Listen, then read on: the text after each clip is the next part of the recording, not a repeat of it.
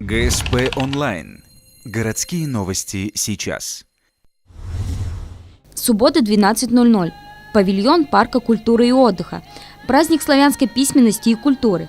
24 мая для всех славянских народов неразрывно связано с именами Кирилла и Мефодия. Именно они создали славянскую азбуку и перевели на наш язык первые литературные тексты. Поэтому праздник посвящен языкам и традициям родственных для россиян народов, воспевая их единство.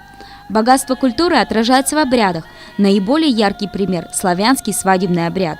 Сегодня его демонстрируют русские народные и украинские творческие коллективы. Русский и украинский обряд практически разницы нету. Точно так же жениха с невестой встречали родители дома.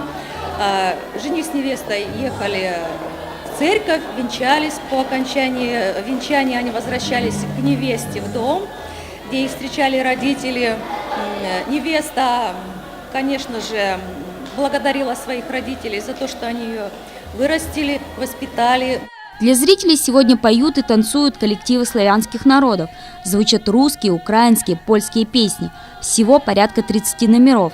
Каждый коллектив встречают и провожают бурными овациями. Участвуют как взрослые, так и дети. Это еще раз подтверждает, что какой бы ни была политическая обстановка, связь между братскими народами неразрывна.